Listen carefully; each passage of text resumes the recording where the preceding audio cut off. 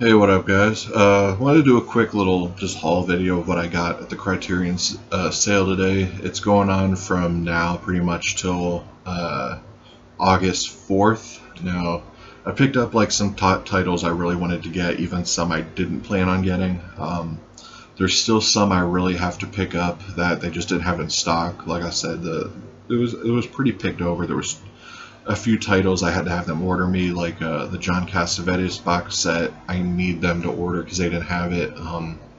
Night of the Living Dead, they were obviously all gone. There were the Seven Samurai they didn't have. I needed to pick that up. Something Wild I really needed to pick up just because Ray Liotta looks badass in that movie, and I just really want to see it. And that one was actually done by the director of Silence of the Lambs, so that seems like a no-brainer. So I want to pick that up, and I want to pick up My Dinner with Andre. I heard it's a good movie, and they didn't have it, and I thought for sure, like, I had a feeling Night of the Living Dead and that kind of stuff would be gone. I mean, those are always people's first picks, even Seven Samurai. So that kind of stuff, I was not surprised. But the fact that Something Wild and My Dinner with Andre were gone blew my mind.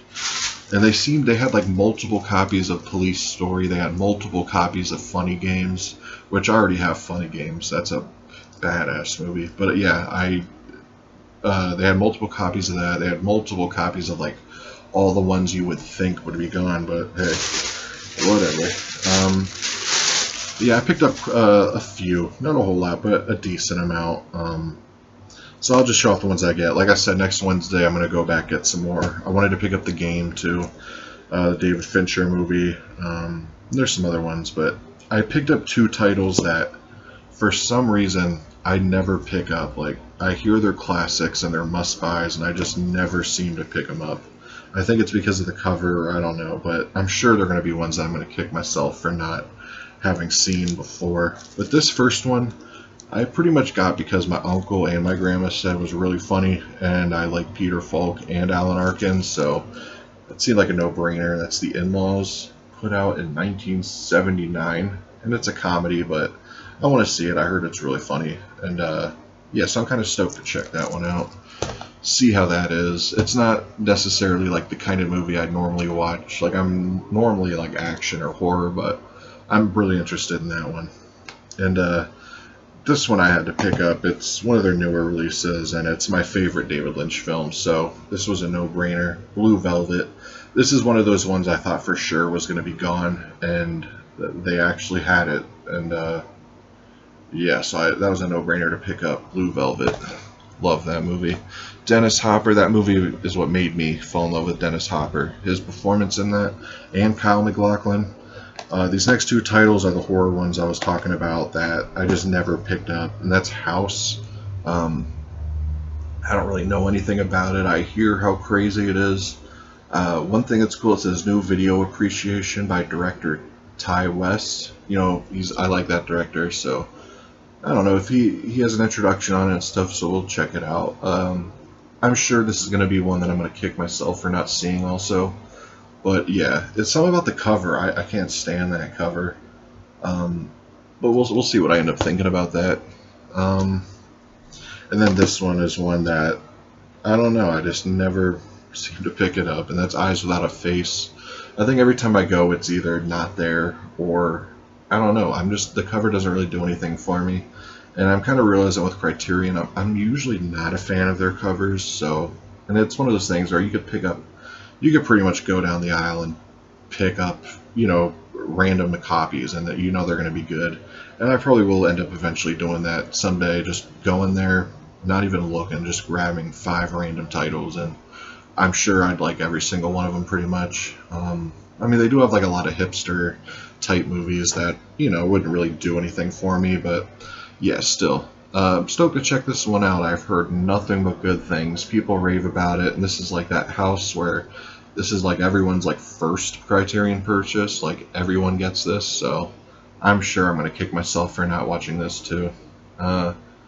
Yeah. Anyway, and every time I see this movie or see the cover of it or whatever, I always think of that Billy Idol song. And this one was like my main one.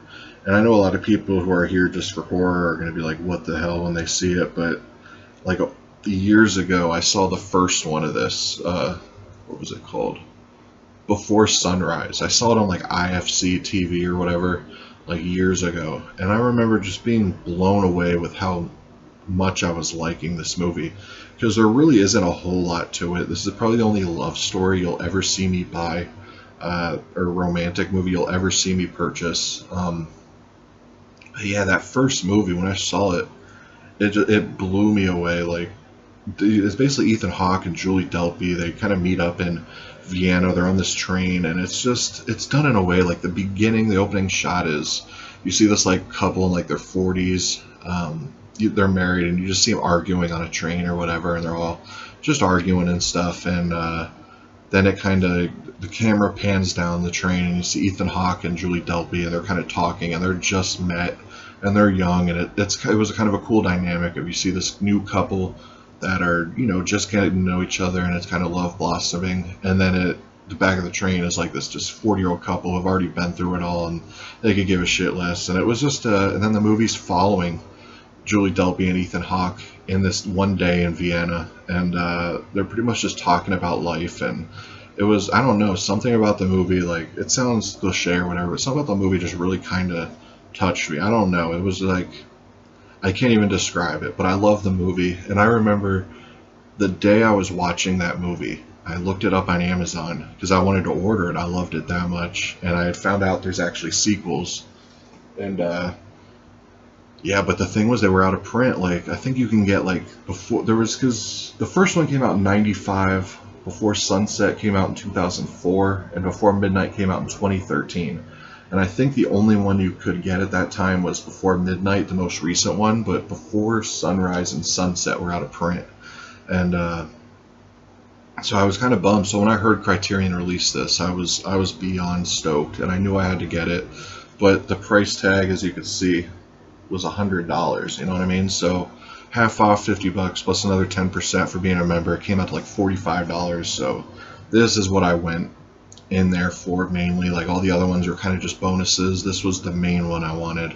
And I remember saying, if I walked into Barnes & Noble and they didn't have this, I was just going to walk out. I wasn't even going to look at any other titles. Like, this was the one I wanted, and I got the last copy they had there, so it was a success. I'm really excited to check out Before Sunset and Before Midnight. I'll have a review on this whole set, but yeah, these are classic. The first one, at least. Like I said, I haven't seen the other ones, but if they're even half as good as Before Sunrise was, I'll be happy.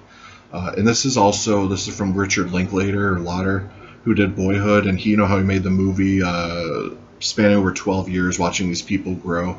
This is the exact same way. The first one is like the day these two first meet and live, in Vienna or whatever, and then the second movie I hear is them meeting up again in Vienna like 10 years later. Because, like, I think Ethan Hawke was, if I remember correctly, Ethan Hawke was visiting Vienna and all that, and it was something like, it all carries in the third one in 2013, which is another 10 years later, 9 years later. They're in their 40s now, and I read, like, Ethan Hawke had written, or his character had written a book about his connection with this woman in Vienna and all that. So it's just, I'm interested to see it, how it, like, they reconnect all this, like, decade later, and it's pretty much you see them grow on it's just, yeah, I've rambled on enough about this movie. It's packed with features. I'm gonna dig into this week and watch all the features. I'll have a review for this for anybody that cares. But yeah, really awesome set. It's definitely the prize of my Criterion collection. And like I said, people that only watch my channel for horror, they're probably like, what in the world? But yeah, this is the only love story you'll ever hear me talk about on this channel. I promise you. You'll never hear me talk about another romantic movie or whatever, but the first one blew my socks off. But yeah, I'll see y'all tomorrow. Peace.